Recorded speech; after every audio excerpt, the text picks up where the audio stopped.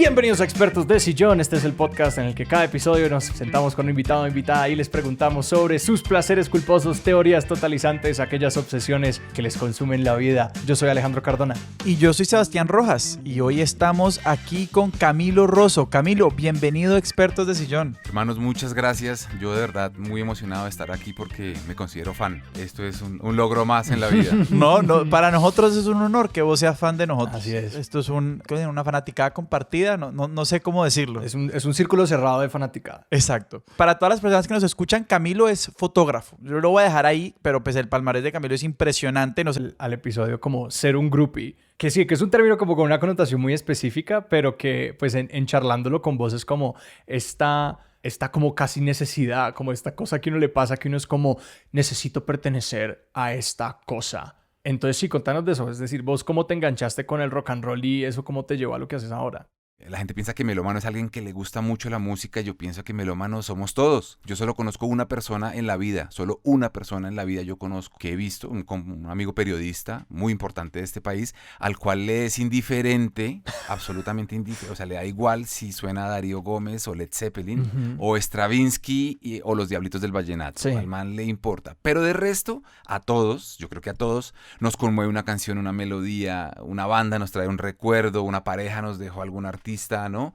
Pero nos afecta la música profundamente, ¿no? Yo conozco gente que no le interesa el teatro y no sabe nada de teatro o de pintura o de escultura, pero con la música no podemos ser indiferentes y yo creo que ahí arranca todo. Era Colombia en los 70s y en mi casa se escuchaba buena música. Lo bueno que sonaba en la radio, que en esa época podía ser Rod Stewart, el grupo ABBA, ¿no? Como bandas de ese estilo, pero también por cosas del barrio, contactos que tenían mis tíos adolescentes, llegaban a la casa también buenos discos y cassettes de Blondie, de Divo, de bandas pues como un poco más underground, como música más especializada. Entonces yo empecé a conectarme mucho hasta que conocí a los Beatles y yo creo que mi vida cambió cuando aquí en Colombia los conocí porque había un comercial de unos pantalones, de unos jeans, que utilizaban como cuña la canción de Hey Jude. Y el video, de hecho, era un par de trozos de la estrofa y del coro de Hey Jude, del video original de los Beatles. Y yo recuerdo que para mí a los 7 años eso fue una cosa reveladora, escuchar el na, na, na, na, na, na. A mí eso yo me sentí poseído y era un comercial de jeans, de Leclerc, en el año 77, calculo yo, y a mí eso me cambió la vida y yo pregunté ¿qué es esa banda? ¿Quién es esa banda? Mis tíos me empezaron a mostrar más música de esa banda y ahí cambió. Entonces, de ahí digamos que hasta mi adolescencia quise tocar un instrumento, entonces me acerqué a la guitarra, empecé a escuchar más rock and roll, tuve profesores de guitarra, pero a mí me enseñaban bambucos, pasillos, música colombiana, rancheras. Mis papás, mi papá medio tocaba la guitarra, mi papá padrastro, ¿no? Mi papá biológico se fue, entonces mi padrastro y los amigos en las rumbas y mi mamá cantaban boleros y rancheras y yo crecí en ese mundo, ¿no? Donde sentí también el poder del instrumento musical. Llega el momento en el cual es decisivo en la vida de un hombre y es, ya uno no quiere vivir de la música, o sea, aparece un momento en que uno dice, no es que yo quiera vivir de esto, ganar de esto, pagar las cuentas con esto, sino quiero vivir cerca de esto, cerca de músicos, cerca del proceso creativo. Y por eso entonces uno termina siendo ingeniero de sonido o termina siendo, trabajando en el backstage o siendo, como en mi caso, stage manager de alguna banda muy joven, por ahí en la época del boom del rock en español. Pero sí, hay un momento cero en el cual uno decide, yo quiero vivir cerca de esto y a mí me pasó terminando la adolescencia. ¿Vos cómo te empezaste a acercar a esa cultura musical? A mí me mistifica muchísimo como esos días tempranos del rock en Colombia, porque pues ahorita es algo súper extendido y casi que uno puede, pues sí, acceder a cualquier música de cualquier cultura, pero a mí siempre me ha fascinado como esta idea de lo difícil que era acceder a estas cosas y que entonces las culturas se volvían muy de nicho y las personas que circulaban en torno a ellas se seleccionaban de una manera muy estricta porque tomaba mucho esfuerzo ir a esos lugares. Entonces que cuando hay como barreras de y entrada... políticamente era una época muy complicada. Total. También, pues para estar metiéndose con todo eso. Muchísimo, pero tenía que ver también con que, pues a ver, era un país lejos del mundo, ¿no? Del primer mundo, Sí. pero también eran épocas donde las tecnologías no permitían absolutamente nada. Entonces, para mí, a mis 15, 16, hasta los 19, bueno, hasta en esa época, hablemos de esos años de esa Colombia, de esa Bogotá, era un placer inmenso coger un bus hasta la 19, ahí cerca de los Andes, la calle 19, arriba de la séptima, donde había un centro comercial donde estaba gente que traía música de fuera y uno le dejaba la lista de lo que quería escuchar y le dejaba el cassette para que se lo grabaran y entonces uno armaba sus propios playlists y tenía que volver a los 8 días a recogerlo, pero tenía uno ahí cosas que no escuchaba nadie más, se acercaba uno como a unos mundos muy cerrados de melomanía, ¿no? Que con el rock, pues yo creo que fue mucho más fuerte que con cualquier otro género, pues porque esta es una ciudad rockera y no tenía rock. De hecho, ese tema del rock bogotano es un tema, ya después en lo que se convirtió la música acá es otra cosa, pero en esa época usted quería lo mejor de lo que salía ya de Genesis, de Police, de Rush, de Pink Floyd, y nombre todas las bandas y del género que quiera, pero había que ir a buscarlos y era difícil encontrar las letras. Si uno no salía de un colegio bilingüe, Claro. ¿no? Todo era muy complicado. Entonces, eso lo hacía también muy místico. Era muy bonito atravesarse con una banda de la que a uno le habían hablado y de pronto la terminaba escuchando a través de un amigo que le prestó un cassette y estaba grabada entre otro montón de cosas. Era muy especial. ¿Y vos con quién compartías eso? Era decir, como, ¿quién era tu parche? Porque en todo esto como que uno se va agarrando de gente y van surgiendo los compañeros, los mentores, la gente con quien ir a esos lugares. Como, ¿quién era tu tribu? Yo siempre, pues justamente porque mis tíos me han criado como con esa melomanía así, como tan rodeado de música, siempre di con parches muy melómanos. Entonces mis amigos del barrio en la adolescencia con los que jugaba fútbol, pero también hacía pilatunas, eran los mismos que me pasaban lo último de Charly García, cuando empezó a aparecer esto ya has entrado el rock en español, ¿no? Entonces me presentan a Anito Mestre y aquí está lo de tal. Entonces fue a través de amigos, pero eso se disparó muchísimo más cuando yo entré. Yo me gradué muy joven. Yo salí del bachillerato a los 16 años. No por prodigio, sino por unas matemáticas de cuando me metieron mis papás, pero pues brillante no soy para eso. Y tuve un año en el cual yo no estudié nada porque mi familia pues también entendió que a los 17 entrar a la universidad era tal vez una locura y ahí yo rock and rollé bastante, me empecé a familiarizar como con las bandas que sonaban en la ciudad, en Bogotá, empecé a crear como unos ídolos en la cabeza, había una banda que se llamaba Dogs, con Z, una banda aquí un poco de culto, que es la banda, después hablaremos de él, de Teto Campo, antes de que se fuera a estudiar a Los Ángeles, y estaba Frágil, que era la banda de Alejo Gómez Cáceres, y bueno, había mucho de la escena musical. Cuando yo entré a la universidad, entré a estudiar administración agropecuaria, o sea, ni siquiera cercano a la música. Sí. Yo no iba por ese lado, yo sabía que no iba a ser músico, que ahora me arrepiento a veces, ¿no? Porque es lo que más me gusta. Pero en la universidad empecé a estudiar en la facultad con unos amigos, bueno, terminé siendo amigos que hacían parte de una banda que ya estaba entrado aquí el rock en español, estamos hablando ya llegando a los 80, en el año 89 más o menos, una banda que se llamó WC, y WC era la banda de José Gaviria, ¿recuerdan del Factor X o bueno, de uno de estos programas? Claro, el productor del Factor X, el Simon Cowell colombiano. El Simon Cowell, exactamente, Sebastián lo ha dicho muy bien. Él, que canta muy bien, es un tipo que canta muy bien, en esa época, finales de los 80s, tenía una banda que se llamaba WC, no se escribía así con las letras sencillas, sino el WC. Bueno, y ahí tocaban grandes músicos, por ahí pasó Pablo Bernal, que es un gran baterista, y yo era particularmente muy cercano al bajista, que se llama Richard Deckers, gran amigo todavía, empresario de otras cosas, también hace música todavía. Pero pues en esa época nada, eran un montón de jóvenes que se creían el sueño de que iban a romperla como las demás bandas del rock en español. Y el proyecto no fue malo, lo hicieron bien, tuvieron algo de acogida y ahí empezó mi carrera como groupie. Yo fui el roadie de esa banda, era como el técnico del bajista, que era mi amigo Richard Deckers, y de ahí se dispararon pues nada, todo lo que viene aquí en adelante. Entonces sí, y quiero hacer el alto del camino solamente para definir esos términos porque son anglicismos y nacen como de la cultura del rock, pues sí, de Estados Unidos y todo eso. Y me corrigen si están en desacuerdo, pero mi comprensión del groupie, pues que se ha vuelto un término más amplio, ¿no? Esencialmente como para esta persona que sigue la banda y todo esto. Los groupies inicialmente eran gente que primero se iba a seguir a la banda de gira. Entonces se iban como en buses y en vans detrás de las bandas. Si digamos Led Zeppelin se iba de gira por Estados Unidos, ellos estaban detrás del camión de Led Zeppelin y hacían todas las paradas. Y también hay una connotación ahí de que como que ellos, pues el gran sueño del grupo es comerse a alguien de la banda. Y los roadies son como como los empleados que viajan con la banda y sea pago o no pago en una banda más pequeña, son los que ayudan con los equipos, transportan las vainas, como que hay ese apoyo logístico. Es como el utilero, más o menos, el utilero de la banda. Uno carga los cables, uno ayuda con las vainas, que la comida de la banda, ayuda a probar sonido. ¿Y vos ahí te metiste de bacano o sí te estaban pagando? No, en ese momento era absolutamente de bacán porque eran mis amigos y además terminaron otro montón de amigos ahí involucrados, mis hermanos del alma. Y que uno en sus 20s, como que qué mejor parche hay que irse con los amigos a hacer toques y luego a beber y a viajar y a ver la vaina, o sea... No, y la idea de la banda de rock y la banda que triunfa, ¿no? Y desde abajo crecerla. Claro. Eso se empieza a volver más adictivo porque empieza uno a estar cerca como de la música. De entrada es como ver ensayar, ver tocar o coger uno mismo la guitarra y hacerse un jamcito con el baterista cuando ya uno más o menos toca o es amigo de la banda.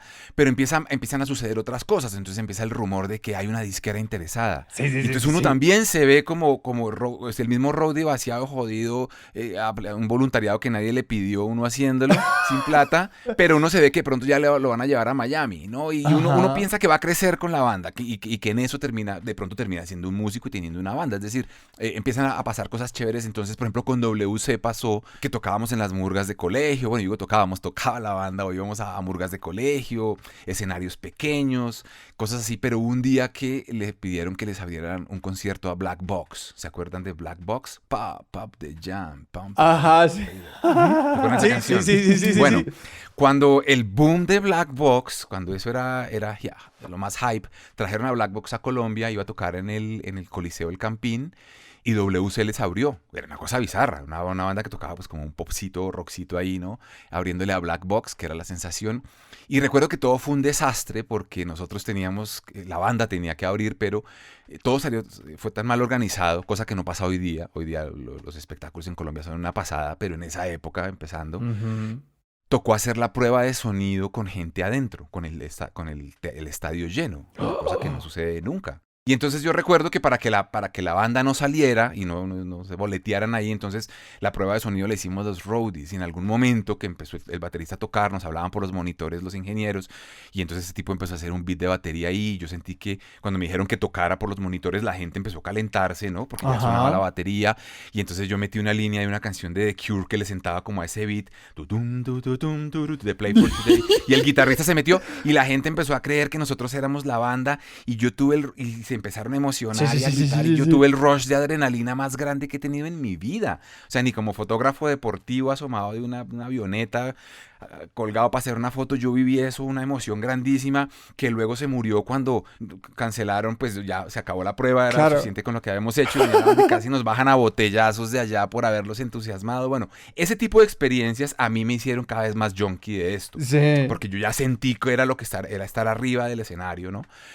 Primero a través de mis amigos y luego a través de esto. Entonces, pues nada, sucede también que en ese mundo empieza uno a conocer más gente, otros músicos, otras bandas, y ahí se empieza a crecer un poquitico la ola también y ya se va hacia otros lugares insospechados si uno sigue ahí. Y yo sí quiero saber por qué nos estabas contando que hay un momento en el que dices, yo no voy a vivir de esto, pero yo quiero estar cerca de esto. Y digamos, un momento, una buena estrategia como inicial para poder estar cerca es ser roadie, es decir, listo, yo les ayudo en lo que sea. Pero, ¿cómo terminaste escogiendo esta otra arte de la fotografía como forma de estar cerca de la música? Eso vino mucho más adelante, porque dentro de esas experiencias, mi hobby era la fotografía. Es que es muy raro, porque yo nunca había querido ser fotógrafo, pero era tal vez el hobby más grande que yo por definición decía. ¿Qué hobby practica usted? Fotografía. El rock and roll y esto de ser groupie era una pasión ya también desbordada por otro lado, que se creció en esos momentos, pero que ahora lo miro, fue raro. Fotográficamente no existió. Yo no tengo registro fotográfico de esos momentos, a pesar de que era lo que yo más quería hacer. Que a veces me lamento, pero yo estaba completamente perdido en el mundo de la música, de estar cerca del mundo de la música, que es eso de lo que estamos hablando. Entonces, pero en esa época ya estabas tomando fotos, pero vos no acercabas la fotografía al rock. En esa época yo era muy nerd de la fotografía, estudiaba mucho la química, los aluros de plata, el comportamiento. Me interesaba muchísimo como todos los fenómenos del cuarto oscuro y los papeles y los filtros, y no tanto la toma. Era muy curioso, pero yo no estaba muy conectado con la toma fotográfica, a pesar de que tenía mis héroes de fotografía de guerra y de demás. Pero yo no cargaba la cámara y tenía una cámara muy chévere que me había regalado mi papá, que luego se vuelve definitiva en mi carrera como fotógrafo, Sí. pero que yo utilizaba como, tenía un sobrinito que era como mi musa inspiradora y yo le hacía unos retratos fabulosos y en paseos de la familia y en cosas muy pequeñas, pero yo me perdí como fotógrafo que soy hoy día de haber registrado bien fotográficamente ese paso mío como groupie de la música en esos años definitivos del rock colombiano, además. Sí. Porque lo que terminó pasando fue que yo me acerqué, me metí muchísimo ya a un mundo y como a la crema innata, lo cual también pienso que me acobardó de intentar ser un buen músico. Yo soy un músico frustrado y me encanta y toco la guitarra más o menos bien y ahora le doy más o menos bien al piano. No canto mal, pero yo me acobardé, creo, eso es una confesión que hago ahorita, aquí los tengo aquí como el psicólogo que no le he dicho esto, y es, a mí yo creo que me acobardo que me metí muy duro en un músico, en ese mundo de gente ya demasiado buena. Entonces después de esa banda de WC, por ejemplo, yo que quería seguir mejorando con la guitarra, aquí, claro, además era una cosa muy bonita porque en esas cosas, ese momento funcionaba todo como rumores. Es decir, ahora Twitter te confirma todo. Sí. Ahora no, las redes te confirman todo. Pero en esa época era como, oh no, es que vuelven de Los Ángeles de estudiar música, del MIT, del Musicians Institute, vuelven Teto Campo y vuelven estos bateristas. Bueno, una gente que se había ido de la ciudad a ser mejores rockeros. Y nos habíamos quedado esperándolos, los más groupies, los más fans. Y en esas llega Teto Campo, que es esta persona decisiva en la historia de la música colombiana, en todo lo que es hoy, él tiene una gran parte en eso. Y yo entonces quise ser alumno suyo. Estando cerca de todo eso, sí quiero preguntar como para vos, ¿cómo fue que Bogotá se convirtió en una ciudad rockera? Voy a decir algo que no sé si incomode a mucha gente, pero yo le digo desde lo que yo viví, porque yo tenía 20 y tantos, 10 y tantos, 20 y tantos, 30 y tantos cuando vi eso. O sea, lo digo de primera mano, pero mi visión, sobre todo, voy a poner el tema ahora que se generó este debate alrededor del documental de Rompan Todo. ¿Se acuerdan que la gente y las redes empezaron como, no, es que ningunearon a Colombia? Y pues nada, aquí nosotros no fuimos una cuna del rock, no fuimos una meca del rock. Era México y fue Argentina y eso quedó claro para muchas personas. Pero era fácil ponerse en la posición pelietas de que no estábamos y teníamos a tal banda y a tal banda. Y sí, los Aterciopelados merecen estar ahí y las otras bandas que se hablaron.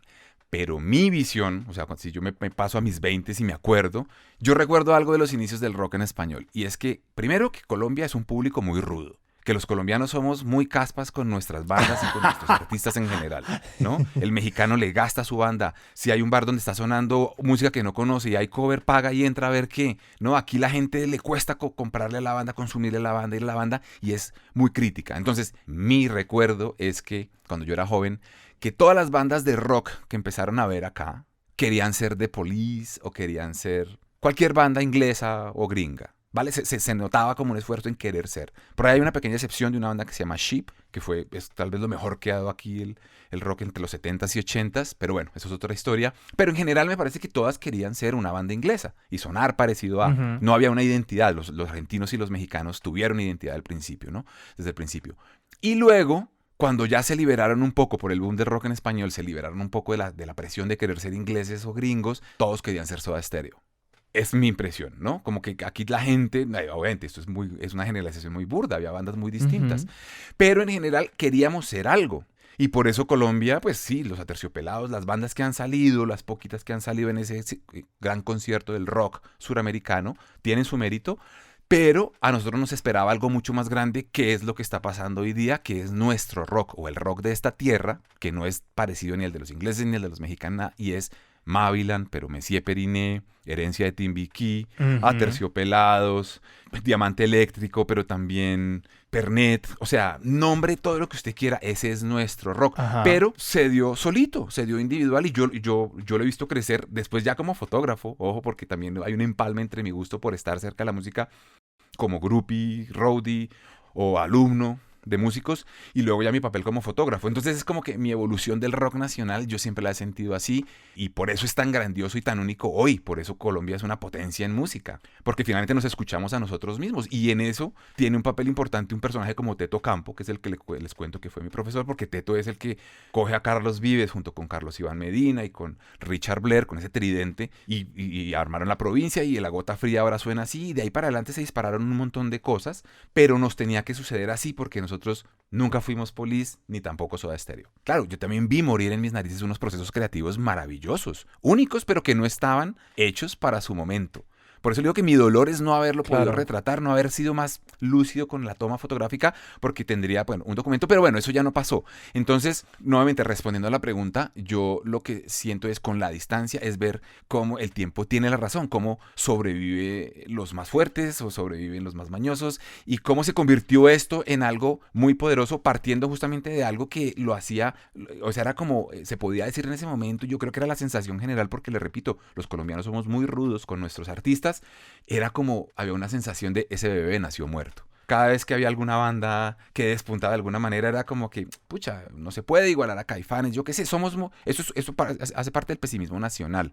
Entonces, para mí, es un triunfo verlo, décadas después, convertido en algo que ya es un monstruo sin cabeza, o con muchas cabezas, que es mucho mejor. Creo que es una visión muy justa de lo que estás diciendo, porque no sé si alguien pueda oír en eso como una crítica muy dura de esos inicios del rock nacional, pero que creo que es vital resaltar ese punto de que no es que no estuvieran estas propuestas, es que es como un casamiento de que hay estos ídolos y estas como figuras gigantescas que irradian desde afuera, ¿no? Sea Soda Stereo, sea el rock inglés, anglo, lo que sea, combinado con esa casi que hostilidad contra lo desconocido de los públicos. Entonces, que está muy de para arriba en esos años tempranos que esas propuestas despeguen. Entonces, que eso es algo que viene como de dos lados para como imposibilitar que ese sonido tenga el tiempo de madurar, el tiempo de encontrarse, evolucionar, y que sí, como que ahora vemos esas propuestas que estás mencionando que sí tienen un espacio para florecer, que sí se les da un espacio, que hay festivales que los pueden apoyar y como, sí, espacios musicales que les dan tiempo de convertirse en lo que necesitan ser. Bueno, eso que usted dijo, Alejandro, evolución, ese es lo más positivo de esa experiencia mía, es haber visto de ser una evolución, porque pasó como con otros géneros. Por ahí hay como, no sé, en el aire hay una frase famosa que dice que los dos grandes aportes culturales del Nuevo Mundo a la cultura mundial son el jazz y el tango. Bueno, eso es debatible, pero sí, son dos cosas completamente distintas que aportó, en este caso Argentina, los Estados Unidos, producto de una cantidad de condiciones, de migraciones, de fusiones, de que los negros aquí les prohibían esto, entonces decidieron hacer esto, y entonces por ese tipo de cosas se dieron, esto es un ejemplo de esos dos géneros nada más. Pues yo fui testigo de cómo en Colombia la gente intentó ser Sting. Yo recuerdo que hubo una banda de un tipo, y no lo digo en burla, pero se llamaba Fernán, no me acuerdo el apellido de Fernán. Era un odontólogo muy conocido que armó un proyecto, tuvo el músculo financiero para utilizar a muy buenos músicos, amigos de los míos. Yo terminé siendo el ingeniero de sonido, pero recuerdo que el tipo quería ser Luis Miguel. Y yo me acuerdo que en mis adentros pensaba, canta bien, toca bien, tiene los mejores músicos, pero el man quiere ser Luis Miguel. Y así pasaba con muchas bandas. Entonces yo vi cómo mucha gente se cayó, se levantó, se reventó, intentando hacer otras cosas, o sobre todo, que en el caso del arte es mucho más fácil de ver esto, y es tratando de agradar al público, de crear obra pensando en un público, y ese es el primer error. Y entonces, nuevamente, a través de mi proceso, llegó un momento en el que yo vi que esas cosas no se sostuvieron, y de pronto empezamos a escucharnos nosotros mismos y la manera en que nos movemos dentro del país, y nuestras fusiones y nuestros artistas como hicieron, bueno, todo lo que sucedió para que hoy tengamos esto que creo que se le dice por ahí, la diáspora nacional alrededor del fenómeno de la música. Una parte de lo que nos estás contando también, no solamente como de unos públicos que tal vez no estaban listos para apreciar unas propuestas, también era de cómo se estructuraban las propuestas y lo que querían ser esas propuestas. Y también hay todo un crecimiento de ese ecosistema, de los técnicos de sonido, de las personas con los equipos, de la gente que sabe traer bandas, importar, no sé, los equipos que haya que traer, moverlos. O sea, eso es una cadena de suministros enorme, y no solamente de material, sino también de conocimientos. Y como, ¿cuál fue el punto de inflexión? Porque sí es verdad que Colombia hoy monta espectáculos que se comen a lo que uno creería que son espectáculos mucho más como impresionantes. Yo de eso estoy seguro. Casi que, porque vos has estado ahí, ¿cómo fue ese cambio? O sea, verdaderamente, ¿qué fue lo que hizo que Colombia se volviera esta potencial entretenimiento? Porque lo es. Yo creo que eso ha sido también una evolución y una prueba y error también de la gente con los otros grupos de esta vaina como yo, los que se metieron a esto y terminaron siendo empresarios. Yo terminé siendo fotógrafo y otro montón de cosas, pero digo, hubo gente que sí terminó siendo empresaria de esto, ingenieros de sonido con los dueños de las compañías de equipos aquí más grandes. Es decir, esa gente también empezó a aprender de caer y levantarse. Pero pues en mi época era absolutamente normal. Primero, que no venía nada que valiera la pena. A ver, no le quito valor a Vicky Caria, a Julio Iglesias y a Rafael y a Juan Gabriel, que venían todos los años y era maravilla. Había industria para eso. Ahí viene el pedazo. Había industria para eso, pero no había industria para traer lo que nosotros sí veíamos o lo que uno veía desde mi edad que sucedía en otras partes del continente. Yo recuerdo, fui como a los 19, a los 20 años de paseo a Argentina y recuerdo que cuando yo salí de Buenos Aires, bueno, me fui de Buenos Aires, vi una pancarta en la que se presentaban en un show en unos días los Rolling Stones con Soda Stereo y con Billy Idol. Yo no recuerdo, era como, puta, ¿esto por qué no pasa en mi país? En Caracas iban también todas las grandes bandas y aquí no venía nadie. Por el tema de orden público, porque Colombia pues finalmente también estuvimos muy cerrados siempre a la migración y como a todo tipo de contacto extranjero, ¿no? A diferencia de otros países. Pero entonces eso empezó a cambiar en la medida en que también yo creo que las condiciones del país empezaron a mejorar. Pero era muy común en mi época, yo recuerdo que aquí vino Quiet Riot, una banda muy famosa de metal, los de Come on, feel the noise, Ajá. esa banda, y recuerdo que la noticia es que la torre de sonido, la torre de luces se cayó encima de la batería. Me tocó esperar como de un día para otro hasta que la reemplazaron porque aquí pasaban esas cosas. El concierto de Guns N' Roses famosísimo del 94, que hubo desmanes y todo porque cancelaron una fecha. Bueno, eso antes ya había tenido otra cantidad de rollos, que llovió, se cayó el escenario, se dañaron equipos. O sea, aquí pasaban muchas cosas que por pura ignorancia y por pura falta de experiencia, pues terminaban sucediendo. Yo lo que pienso es que en la medida en que el país empezó a abrir, en el que también hubo gente que puso presión para que dejaran de suceder, de darse impuestos y bueno, y restricciones económicas muy complejas también para los empresarios, o había leyes también a veces un poco que sonaban como muy populistas, chéveres, pero no eran prácticas para un artista. Pero aquí no sé si ustedes sabían, pero durante muchos años cualquier artista que pisara el país, si firmaba el contrato para dar conciertos acá, estaba obligado a dar un concierto gratis en la Media Torta. ¿Qué es la Media Torta? La Media Torta, perdón. La Media Torta es un espacio en Bogotá que queda muy cerca de Monserrate, en las laderas de Monserrate, que es como un anfiteatro acústico, así un poco griego, al aire libre. Es un escenario público muy famoso de la ciudad donde suceden festivales y tales. Eso existe desde los 60s o 70s tal vez. Pues aquí hubo una ley para cuando venían artistas extranjeros que los obligaba a, si querían dar conciertos, una gira nacional, tenían que tocar por lo menos un par de canciones en la Media Torta gratis para la gente. Entonces ahí, claro, y pasó Julio Iglesias y los que venían, pero pues eso con el tiempo no era sostenible. O sea, en el 90 y pico vino Bon Jovi no hubiera tocado en la Media Torta. Sí, Claro, se tuvo que haber caído, ¿no? Y entonces fue una cosa así de que mucha gente, groupies como yo, pero pues en otros campos especializados, empezaron a moldear las cosas.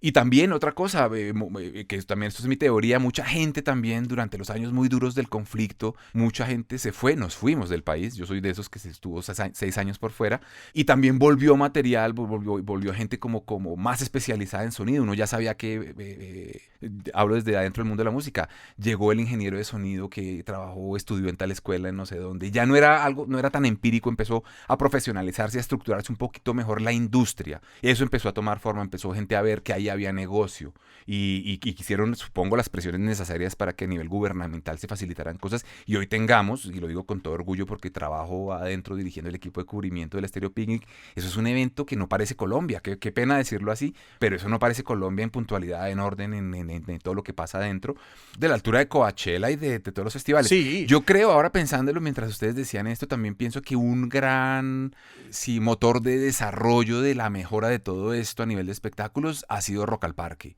Y hay que darle todo el mérito porque eso también se armó un poco con las uñas, pero desde el principio quiso ser serio. Y sí, a ver, es serio porque aquí por ahí han pasado los mejores, sí, claro, también, ¿no? Y yo he visto ese lugar con 120,000 personas posiblemente escuchando a Robbie de la Corrosa en un cierre, y las bandas que han pasado, y eso de tener el día del metal y tener el otro día y el otro día, ¿no? Como técnicamente también el concierto, no sé si ustedes han escuchado el concierto de conciertos aquí, que fue una cosa que terminó hasta el otro día, pero por cosas de fallas de saber cómo se conecta la guitarra del que sigue y del que viene, cosas muy lógicas que ahora funcionan de manera muy sincronizada. Ajá. Aquí hay otra experiencia, yo me acuerdo que a mí me marcó muchísimo, yo creo que también, no sé si ustedes la conozcan, pero aquí hay un héroe de la música que es el único que ha tocado con los dioses del rock. Es decir, J Balvin ha cantado con Beyoncé un ratico, un man que ha tocado con Roger Daltrey, con los de The Who, con George Harrison y con David Gilmour, y uno lo ve en un video completo tocando con estas leyendas, es Chucho Merchán. Chucho Merchán es el único, salió de aquí en los 60, es una historia bien particular la de Chucho, y él es amigo de los dioses del rock. Él es de los dioses del rock. El único colombiano. Juanes, ahí déjenmelo ahí, que le vaya bien, pero un dios del rock es Chucho Merchán. Y resulta que Chucho, en el año 92, si mal no estoy, cuando estaba la moda disparada esta de los conciertos de Live Aid y Ayudemos a África y todo esto, a él se le ocurrió hacer un concierto en Colombia que se iba a llamar Ecomundo, porque además le había ido muy bien ayudando al país de otras maneras, pero afuera. Cuando la tragedia de Armero, Chucho Merchán organizó, creo que fue un concierto en el Royal Albert Hall, y todos estos cocos le ayudaron y reunió una plata y ayudó a Armero, wow, y ayudó en otro lado. Entonces un día se le ocurrió hacer un concierto aquí en Colombia, en su tierra, para ayudar a la ecología. Eran 2 fechas, una en Cali y una en Bogotá, y trajo nada más y nada menos que a Roger Daltrey de The Who, a Phil Manzanera de Roxy Music, trajo a David Gilmour de Pink Floyd, o sea, una plétora así de artistas mega, pero todo estaba mal, el país no estaba listo para eso, y para hacerles la historia breve, se canceló la fecha en Bogotá porque en Cali fueron 5,000 gatos, porque todo estuvo mal organizado, porque el cartel de Cali corrió el rumor que iban a matar a David Gilmour o a estos artistas porque como habían utilizado la grama del Estadio Pascual Guerrero, ajá, habían tenido que aplazar un partido del América de Cali, entonces estos narcos todos bravos iban a matar a alguno de estos, les tocó salir corriendo, Chucho Merchán quedó endeudado. Eso es una historia muy famosa que se llama Ecomundo o Ecofracaso, por ahí creo que la retomó Vice hace un tiempo y se llamó Ecofracaso, y es una historia muy dolorosa de cómo una muy buena intención hecha por un gran hombre, Chucho ahora vive en Colombia, él vive acá, pero es como el ejemplo supremo del golpe supremo que sufrió un evento de esta naturaleza, y que pues finalmente termina siendo como de alguna manera un pilar o como una base para que hoy día esas cosas no fallen y no pasen. Todo estuvo mal en ese concierto, pero ahora todo está bien. Sí. Yo no recuerdo una banda en el Stereo Picnic que haya empezado tarde.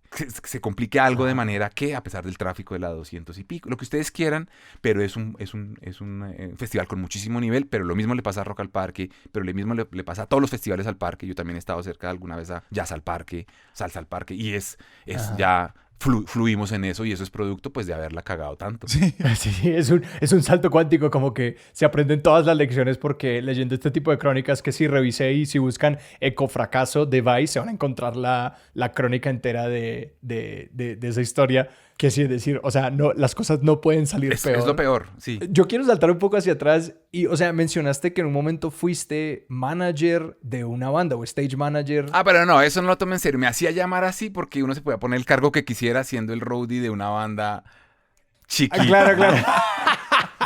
Sí, yo soy CEO de esta banda. Sí, de Expertos de Sillón Corporation. Claro, sí. Exacto. Pero entonces, ¿cómo fue ese salto a la fotografía? Es decir, eran 2 universos tuyos que no se encontraban. ¿Cómo se empezaron a encontrar y cómo cambió eso tu experiencia y pues tu acceso, ¿no? al tipo de bandas que veías y cómo interactuabas con ellas? Bueno, después de acercarme tanto como a esos 2 mundos, a un buen nivel del rock nacional y del jazz nacional, yo tenía 20 y tantos años, y pasó, pues también un poco motivado por mi espíritu pati alegre y un poco también por las experiencias de mi casa y como el gusto por lo viajero y demás en mi familia, yo quise irme del país. Y me fui un poco a la deriva, y el primer papayazo que tuve para irme de manera cómoda, yo sabía que me quería ir a Europa, eso sí lo tenía siempre claro desde chiquito, y que en algún momento, por culpa de los Beatles y de todo lo demás, yo quería vivir en Inglaterra. Pero mi primer salto fue a Noruega. Entonces yo me fui en un programa de intercambio cultural a Noruega. Y eso me lo tomé como un sabático en el cual ni pensé en fotos, ni pensé en música, pero tenía que tomar más o menos una decisión, y la vaina iba por ese lado, como que la vertiente de la música tenía otra bifurcación, que era o ser músico o seguir estando cerca de la música, o la fotografía, que cada vez me pesaba más. Pero ese año me lo tomé con calma, viví mi experiencia en Noruega, pues de lo que se trataba estar allá. Pero al final de mi año en Noruega, que yo ya quería decidir qué iba a estudiar en forma y que quería que fuera en Inglaterra, yo me fui por el lado groupie, y entonces escogí que yo iba a estudiar ingeniería de sonido en la mejor escuela de Inglaterra, que se llama School of Audio Engineering, SAE, y hay sedes en varias partes del mundo. Pero dije, listo, no voy a ser músico. Definitivamente abandono la idea de ser un gran músico. músico, cobarde, absolutamente cobarde yo, pero quiero estar cerca de la música y me fui a estudiar ingeniería de sonido a Londres. Y estudié y me gradué casi que con honores porque me gustó mucho la profesión, porque ya tenía conocimientos, tenía experiencia, era la mejor escuela y me dediqué ese primer año de la escuela a ser un gran ingeniero de sonido y yo pensaba que iba a volver a mi país y que yo iba a ser el ingeniero de sonido de Carlos Vives, que ya era grande, la provincia, todo esto, y Shakira empezaba a reventar y empezaba ya a sentirse esto, cuando yo me fui al país, que ya la música empezaba a estructurarse más, ¿no? Y sucede algo y es que como la fotografía siempre estaba ahí en segundo plano, yo por esa época ya cargaba un poco más la cámara, ya estaba más pendiente como del disparo, a pesar de haberla abandonado unos años, en teoría. Y resulta que un día yo dejaba la cámara puesta así en el sofá de mi habitación, yo vivía en un apart estudio, sin baño, un baño compartido, como una especie de inquilinato ahí en Londres. Y un día yo salí y volví a mi casa y se me habían metido a la casa y me robaron la cámara que me había regalado mi papá, mi padrastro, que yo le digo papá realmente. Esa cámara no estaba. Alguien entró y se me llevaron solo la cámara. Y, Sí. hermano, eso fue así un golpazo que me hizo darme cuenta que yo quería mucho ese fierro, que me importaba muchísimo, mucho más de lo que yo, porque soy bastante descuidado, mi carro cualquier persona lo agarra, yo dejo las llaves ahí tiradas, si se raya yo pienso que se venderá más barato, que ahí veremos, pero pues, bastante desprendido de lo material, me pongo lo primero que encuentro en el closet, es decir, pero esa cámara a mí me dolió como nada me había dolido en el mundo y ahí yo así de unas por otras dije, yo voy a ser fotógrafo. Y empecé a dedicarme a estudiar como de ceros, a prepararme y ahí ya pues cuando me convencí un par de años haciendo eso desde Inglaterra, trabajando, sobreviviendo como mesero y esto y lo otro, decidí salir como a darle la vuelta al mundo, fue un plan que yo me inventé y terminé arrancando desde India hasta Indonesia, viviendo cosas, pero sobre todo probándome como fotógrafo documental, que era lo que yo ya sabía que quería hacer. ¿Vos cómo ves esa relación entre como esta cultura musical a la que te relacionaste inicialmente? Y me parece muy interesante que ahora también tomas fotos pues de deporte, que se me hacen dos culturas muy análogas en el sentido de que hay estos individuos que tienen como alguna habilidad extraordinaria, ¿cierto? O sea, artística, o sea, deportiva, y como estos también momentos súper importantes, ¿no? Está el toque o está el evento deportivo y luego este andamiaje y estas personas que son como satelitales a todo eso y que proveen esa estructura y que se nutren igualmente de todo lo que está pasando, ¿no? Es que me parece muy diciente cuando vos decías como que nosotros íbamos a tocar y luego te corregís en la marcha y decís, no, pues la banda iba a tocar y yo también estaba ahí, como de que eso irradia, ¿no? ¿Vos cómo ves esa relación? O sea, ¿cómo es parecido o cómo es diferente esas culturas deportivas y tu experiencia ahorita retratando deporte también? Yo siempre he creído, he sido muy fan de que no existe nada más placentero, ni fabuloso, ni maravilloso en la vida que ver a alguien muy bueno en lo suyo haciendo lo suyo. Un experto en lo suyo es una maravilla, sea alguien tallando la madera de manera magistral o tocando un instrumento o eso que me toca hacer a mí con Red Bull, que es fotos de deportistas no convencionales haciendo proezas increíbles que ya les contaré. Eso yo lo meto en la misma olla y eso tiene parte, y Alejandro lo ponía muy bien, como con ese éxtasis, esa fascinación, tiene que ver con eso. Eso está absolutamente ligado a eso y lo digo porque creo que si hay también una experiencia definitiva en mi vida que me llevó a ver eso, pues uno, desde el principio yo siempre he sentido que cuando un músico está poseído es una cosa hermosa, es una cosa de gente que no sabe que está ahí, que hay público a su alrededor, es un trance. Y ese trance yo también siempre lo envidié en algo y puedo decir que en la fotografía yo lo logro, por eso no soy músico, porque en la fotografía sí logro entrar en una especie de trance que me permite ver la Matrix, ¿no? Como yo veo así las cositas bajando y sé que eso es una gran foto, ¿no? Pero no me pasa con la música, con otro montón de cosas, no nos tiene que pasar con todo. Pero entonces, yo recuerdo chiquito, adolescente, alguna vez alguien me prestó un VHS, un cassette de un concierto de Stevie Ray Vaughan, el guitarrista de blues. Y yo recuerdo que en algún momento él está haciendo un solo y la gente que no lo conozca le pido que vayan y lo busquen en vivo. Yo veía, ese tipo no está ahí, ese man está transportado, los dedos van solos, él no, hay una energía superior que no amarro a nada religioso, sino una energía superior que lo posee y que lo lleva a hacer esas maravillas. Pero lo mismo me pasaba con Maradona cuando yo lo veía picar por esa punta y le tiraban un balón desde el otro lado y lo bajaba como con un guante, así del pie. Yo veía esa magia, esa facilidad con la que hacían las cosas. Y eso, hoy día, pues, es lo que me mantiene todavía cerca de estos dos mundos, pues porque sigo estándolo. Aunque así me haya ido un rato para la fotografía, yo volví a la fotografía, al rock por la fotografía, pero yo les digo algo, ver a Mariana Pajón ponerse el casco, cerrárselo y salir disparada desde un partidor a hacer pedazos a todos sus rivales, hombres o mujeres. Es maravilloso ver lo que le pasa en los ojos en el momento. Orlando Duque, el campeón de clavados de altura, he tenido la fortuna de trabajar con él muchas veces. Para mí es una cosa de una enseñanza bárbara, de enseñanzas bárbaras, verlo a él a 27 metros de altura, en un árbol en el Amazonas o en un cliff, en una montaña rocosa, en donde sea. Cuando me mira, abre los brazos, se extiende, mira que todo esté bajo control, me pregunta si estoy bien cómodo para la foto y de pronto inhala, cierra los ojos y se manda hacia atrás. Eso es supremo, poder estar cerca de ese nivel.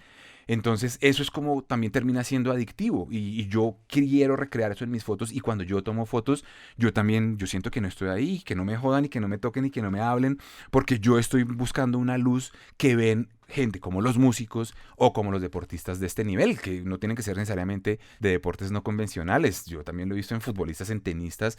Es una cosa de dejarse poseer, y ese abandono es el que a mí me termina llenando de fascinación de estos dos mundos. Algo que me impresiona de lo que estoy escuchando es como esta idea de ser testigo de la excelencia. O sea, pues, sí, de la absoluta proeza, de la maestría. La excelencia, esa es la palabra, y la maestría. Excelencia. Exacto. Y vos también sos una persona claramente como brillante en tu quehacer.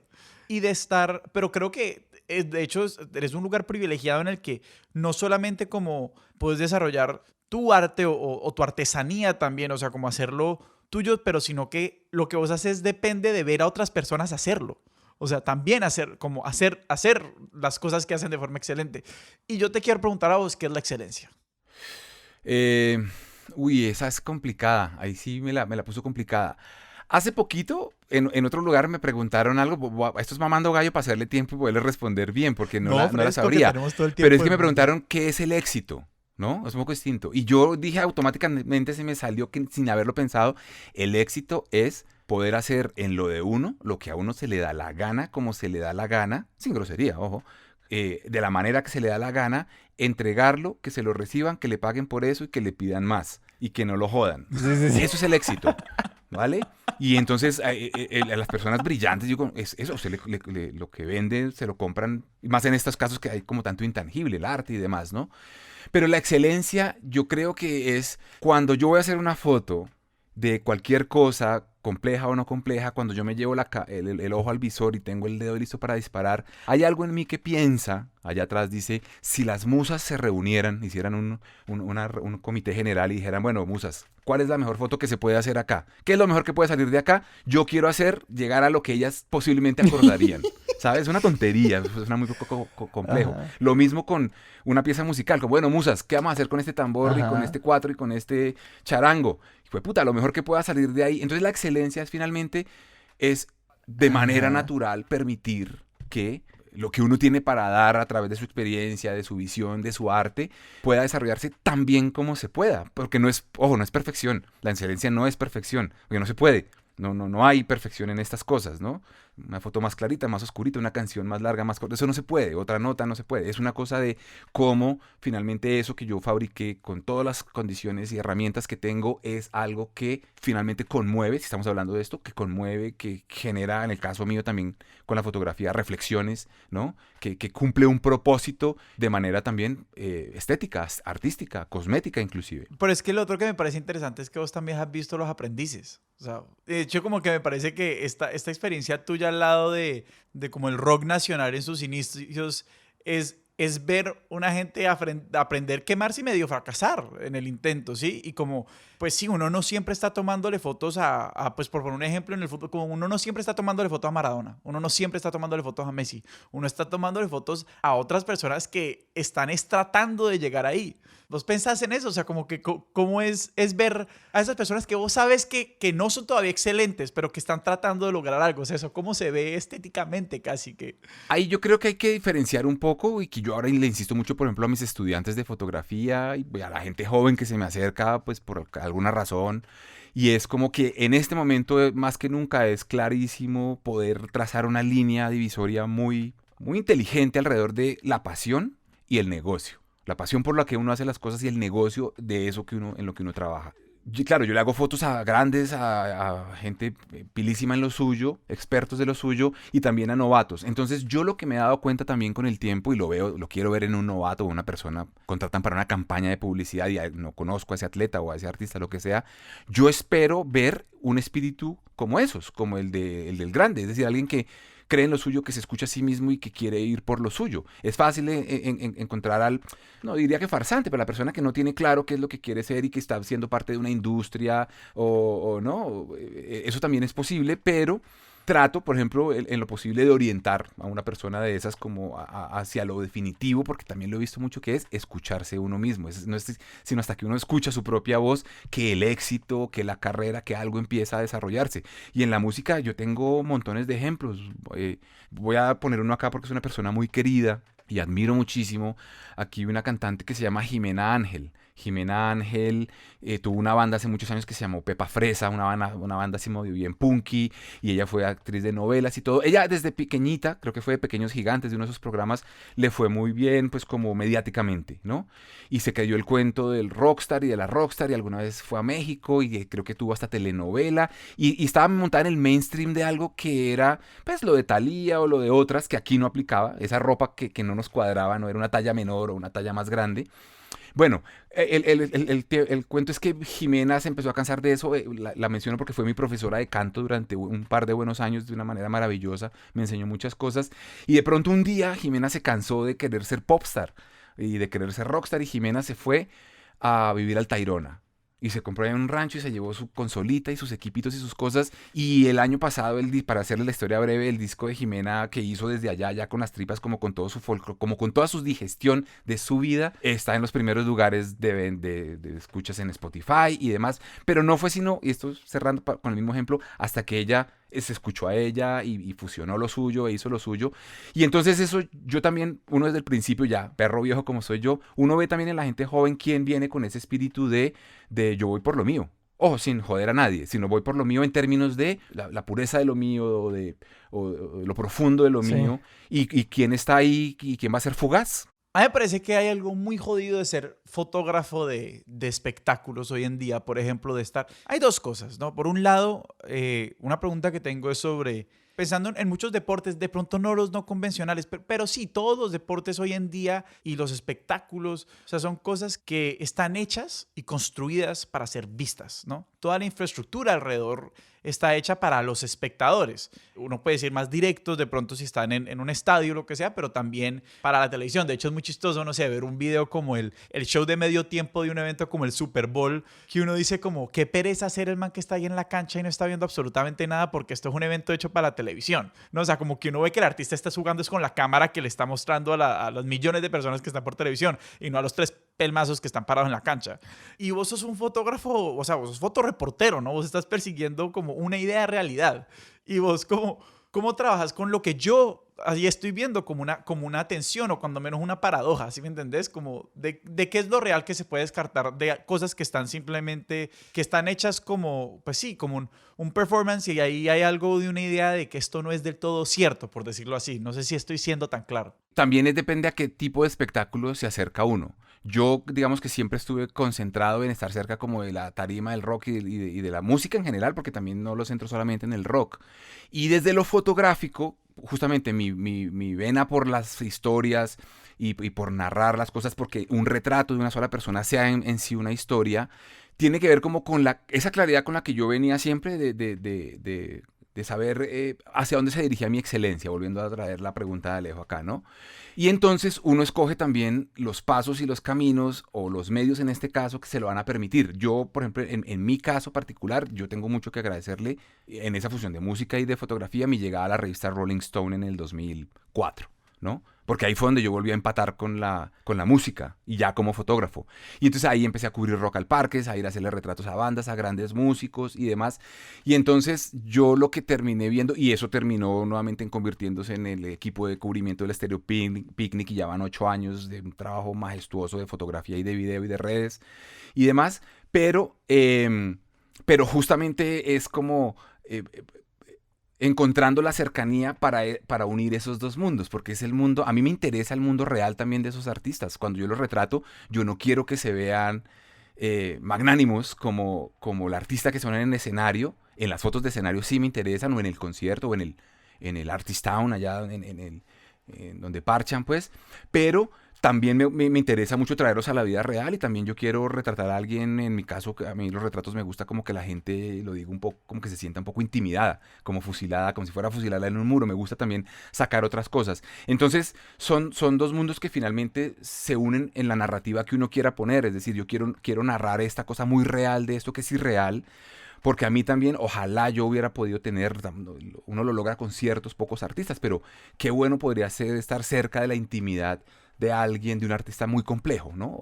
Una persona que su mundo real puede ser una pesadilla, porque es depresivo, o porque de verdad le cuesta su arte, porque es que también eso es lo que yo he visto, volviendo a la pregunta anterior de la grandeza de los deportistas o de esto, y es, hermanos, yo he visto a la gente más buena, la gente muy buena en lo que hace, creando, solo tiene tiempo para eso, no tiene tiempo para huevonadas.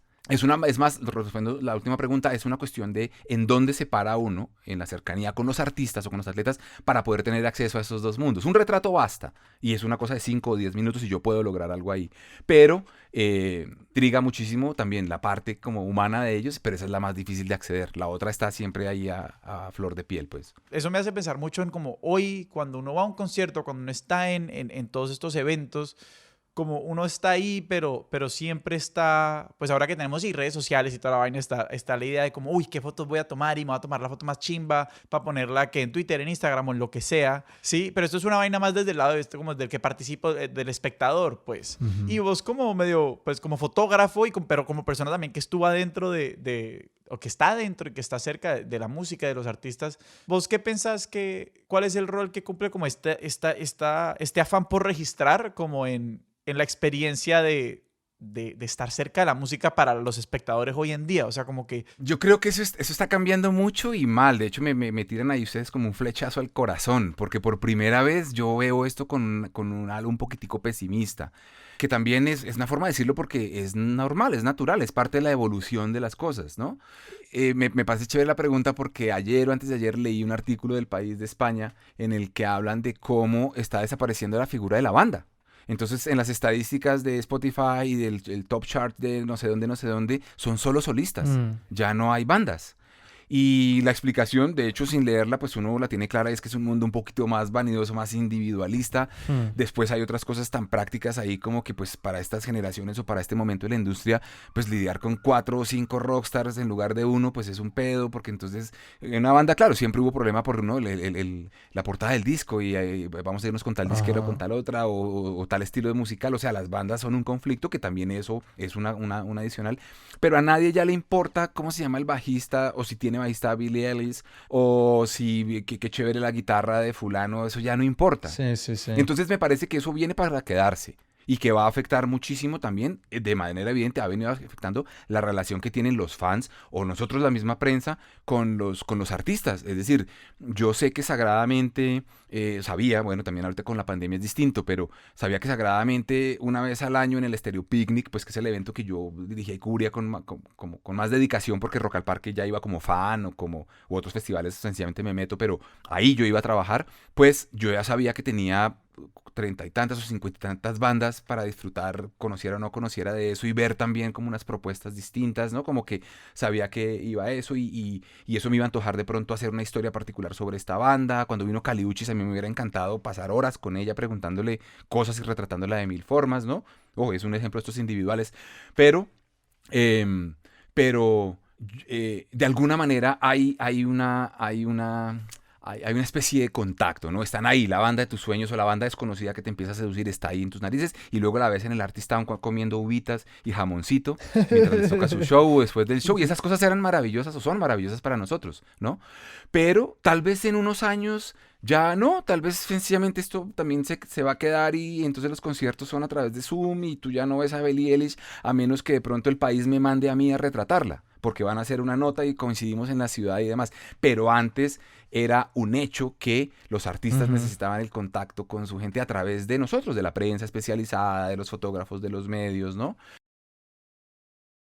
Yo amo a Dua Lipa, por ejemplo, parece que se merece todo lo bueno del mundo, pero lo mismo, ella ya vuela sola, su carrera, ella podría omitir inclusive la prensa y la manda sus comunicados con sus fotos, con sus cosas, y de eso ya pasa mucho. Entonces, se está creando una distancia entre esos dos mundos, y crecen carreras a veces sin méritos en lo mismo que en lo que están promocionando o abogando. Es decir, hay otros fenómenos que hacen que uno se vuelva popular, ¿no? Es como, ¿se acuerdan ese capítulo de Los Simpsons de I didn't do it? Que se vuelve famoso Bart diciendo, yo no lo hice. Y era una palabra, yo no lo hice. Y se vuelve famoso porque era el niño que decía, yo no lo hice. Ajá. Y entonces pasa ahora que cualquier cosa, cualquier accidente, lo lleva a uno a ser exitoso. Sí. Y yo lo aplico en la fotografía, se lo digo a mis alumnos, se lo digo a la gente.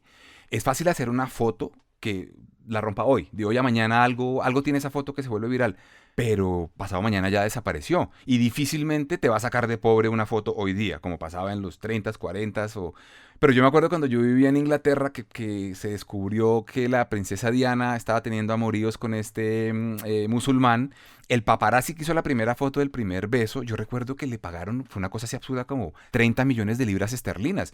Para un fotógrafo joven eso entonces no como, uy, juepucha, hay futuro, ¿no? Como, Sí, wow. sí. No, ahorita no hay nada, una sola foto que le produzca a usted es que 2 millones de pesos, difícilmente, ¿no? Como es muy complicado. Entonces viene el pedazo más complicado de esto y es sostenerse.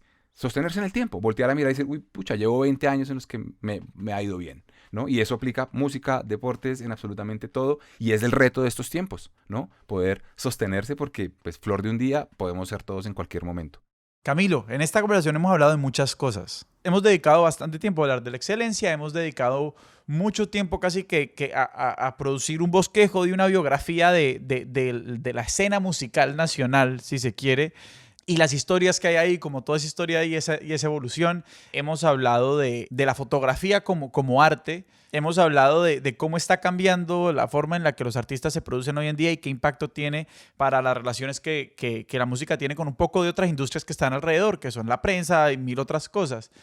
Si alguien quiere, empezar a perseguir algunos hilos de todo esto, de la historia de la música nacional, de qué es el quehacer fotográfico, de inclusive de cómo construir una propuesta artística o estética o artesanal inclusive. A mí me gusta la palabra, hablar de artesanía. Mucho, yo también soy fan de esa palabra. ¿A vos qué te ha inspirado? ¿A vos dónde te parece que la gente debería hurgar? ¿Qué te parece que la gente debería mirar?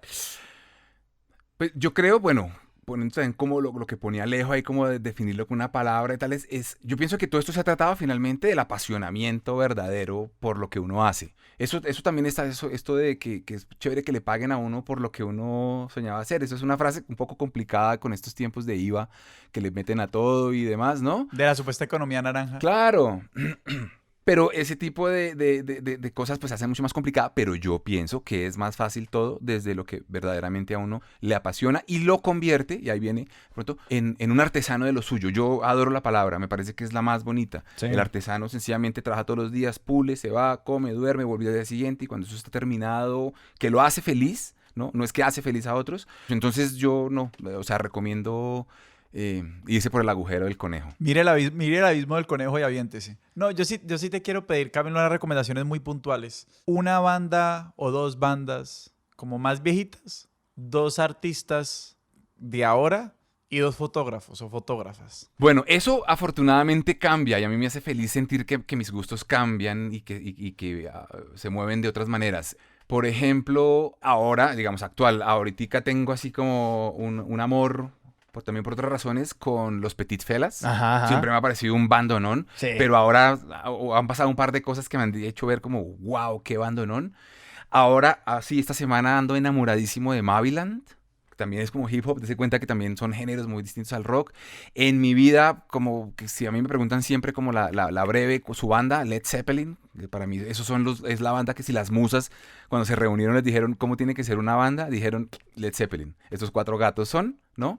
Tori Amos, por ejemplo, la pianista esta, ahorita se me viene a la cabeza, tuve una época también de amor loco por ella, por su manera de tocar.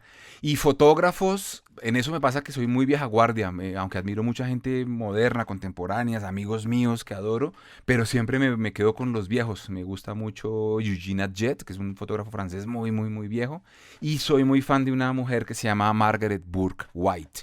una fotoreportera gringa. Sí, yo creo que esos son como dos nombres que mantengo ahí como muy presentes. Camilo, y si la gente te quiere seguir a vos, quiere ver tus fotos, quiere ver tus fotoreportajes, ¿a dónde los mandamos? Tengo un sitio web, es el www.camiloroso.com, ese Rosso es con Z, y la red que más muevo con fotografía, en Twitter pues ahí doy peleas, jodo, digo bobadas, entonces ni lo menciono, pero pues si de fotos se trata, @CamiloRosso es mi Instagram, y ahí digamos que doy como un mejor espectro, inclusive que mi página web, de todo lo que hago y mantengo haciendo, y lo asocio mucho también como a la palabra y a las pequeñas historias, entonces la van a pasar muy bien ahí.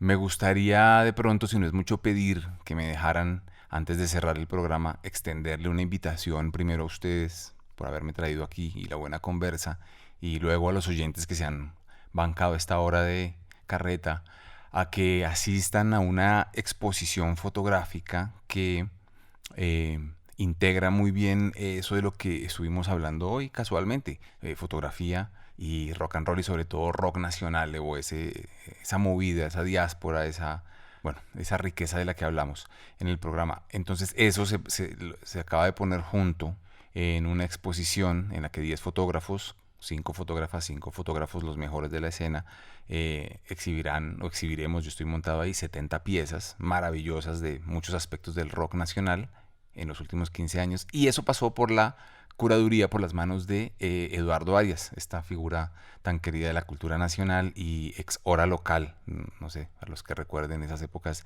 del rock nacional. Así que, bueno, ya recibirán más información, más detalles. Por ahora lo que les digo es que se viene, y ustedes allá espero verlos en primera fila. Camilo, muchísimas gracias. Camilo, muchísimas gracias. Hermanos, yo encantado de haber estado aquí, de verdad.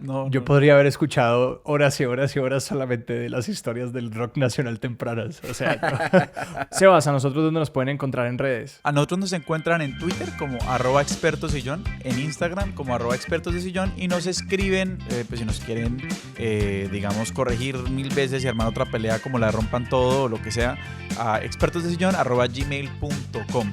Expertos de Sillón es un proyecto de Sillón Estudios y es producido por Sara Trejos. Nuestra música es de Juan Esteban Arango. Nuestro logo es de Sebastián Márquez. Yo soy Sebastián Rojas. Yo soy Alejandro Cardona y esto fue Expertos de Sillón. Hasta la próxima.